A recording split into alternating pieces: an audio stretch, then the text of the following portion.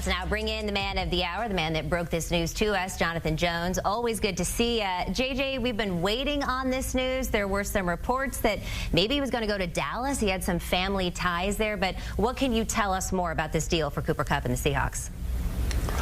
Yeah, there was a little bit of interest, but ultimately nothing that materialized in the form of a deal. I can tell you that Cooper Kupp did have interest from a few other teams, including but not limited to the Denver Broncos, who had a great deal of interest in Cooper Kupp. Of course, Sean Payton could have used him like a Willie Snead type, a Lance Moore in his offense after grabbing Evan Ingram. But the Seattle Seahawks, who really were one of the top two favorites, maybe even the #1 favorite to land Cooper Kupp, once we realized that they had a need and he was going to be released, they wind up getting him. And so this is what they get. They get a guy who, yes, he's a Triple Crown winner. There have been more people to have walked on the moon than who have won a Triple Crown in the NFL.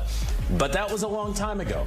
And we saw the numbers earlier about how he has struggled to stay on the field the last 3 years. Well, he's 31 going on 32 come middle of June. And I know there's a report out there that this is a 3-year deal. I will be fascinated to look at the actual details of that deal. I would imagine it's probably, for all intents and purposes, truly a 2-year deal, and then a we'll see for the Seattle Seahawks.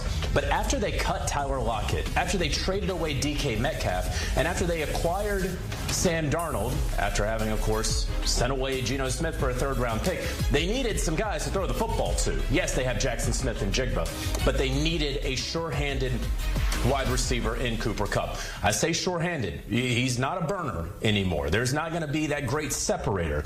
But on 3rd down, when Sam Darnold's looking around, that 3rd and intermediate, who's he going to be looking for? He's going to be looking for the same guy that Matthew Stafford has been looking for the last several years. It's going to be Cooper Kupp.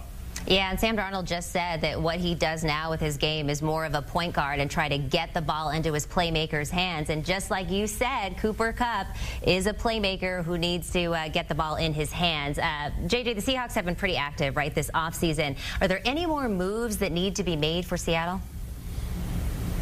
Well, I think you could always look at that offensive line that they have tried to sort of shore up, if you will, over the past couple of years. They've made some attempts. Certainly the interior of the offensive line can always be worked on. But you know, I think the Seahawks feel pretty good about where they are. Consider that their new offensive coordinator, Clint Kubiak, of course, you know, he comes from the Kubiak tree.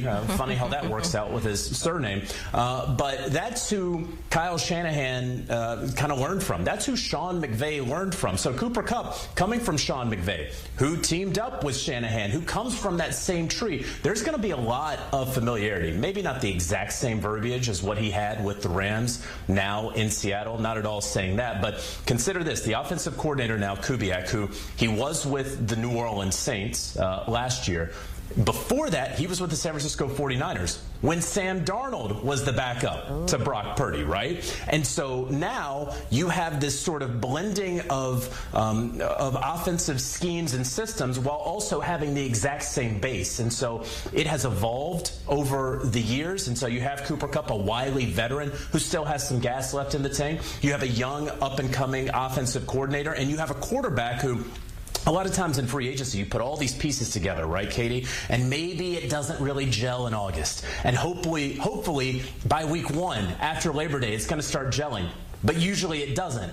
But in this scenario, with so many guys all sort of knowing at least the basics of the language, I think it has a decent chance for success in 2025. Well, I have to say, as a 49ers fan, I am not looking forward to that decent success next year. We appreciate you coming on with this breaking news, JJ. We'll talk to you real soon. Teams, the Giants, the Vikings, potentially your Pittsburgh Steelers. Before we get into Fitz, are you surprised that he hasn't signed with anybody just yet, B-Mac? I'm not surprised because Aaron Rodgers, he does things at his own time, at his own pace. So he's taking his time and going through this process to make sure he finds the best fit. So it's the Aaron Rodgers waiting game right now. So I'm not surprised because clearly this has been a part of his MO in terms of moving from team to team. In terms of fit, though, and I'll start with Pittsburgh, do you like that? There's already some big personalities in the locker room. What teams come to mind when you think of where Aaron Rodgers could go next? Well, for Pittsburgh, yes, I like it because what other option do you have? It's Aaron Rodgers or Russell Wilson. Now, the thing about these two quarterbacks, I think with Pittsburgh, the unknown is a little more appealing, attractive than the known. We know what Russell Wilson is in the Pittsburgh Steelers uniform, and unfortunately for Russell Wilson, the last images that we watched with him wasn't successful. He was 0-5 in his last 5 starts, including the playoffs, and he didn't play really, really good football. So the unknown with Aaron Rodgers, when you pair him up with DK Metcalf and George Pickens, makes a lot of sense. But for me, the best ideal destination for Aaron Rodgers is the Minnesota Vikings. The Minnesota Vikings, and I know Jonathan Jones came on and talked about if Minnesota wanted Aaron Rodgers, he would have already signed with the Vikings. Well, Aaron Rodgers, you need to make your case for Minnesota. And the reason why this makes sense for Aaron Rodgers, you want to go out on a good note. It's safe to say Minnesota, who were a playoff team a year ago, they have the same playoff aspirations. Another talented team they have assembled when you look at what they've done in retaining players, adding some players via free agency, and they still have the draft. This will be a competitive team, and they've been coached the right way. For Minnesota, an Aaron Rodgers type of player gives you an opportunity to allow J.J. McCarthy to take his time before getting the keys to the organization. Sam Darnold was the insurance policy for the Minnesota Vikings last year, and they had to cash in on that said insurance policy. If you bring Aaron Rodgers into the fold, now you put him into a lineup being coached by Kevin O'Connell, who's had success with Sam Darnold, Kirk Cousins, heck, even Joshua Dobbs had success playing under Kevin O'Connell. So when you look at the talent that Aaron Rodgers still has, the above-the-shoulder game, and the luxury of throwing to Justin Jefferson, Jordan Addison, T.J. Hockenson, you have to like that makeup if you're Aaron Rodgers. And the same can be said for the Minnesota Vikings because you don't know exactly what you have in your rookie quarterback, who will be a rookie this year because he didn't play last year, and understanding and knowing if he's your QB1. Yeah, you know, we saw those stats, the season lows or career lows last season for Aaron Rodgers. But towards the end of the season, he was starting to look a little bit more like the Aaron Rodgers of late, right? So let's talk about Mekhi Becton. If we look at Pete Prisco's top 100 free agents, this guy has been on there. He got a little bit better with pass protection as the season went on. He's 26, B-Mac. What could the market look like for him? Well, I'm surprised he's still available because, to your point, he had a great year for the Philadelphia Eagles. He fit in nicely with the rest of the offensive line mates there and did a great job in paving the way for a record-breaking year with Saquon Barkley. But for me, the best destination for Mekhi would be the Washington Commanders.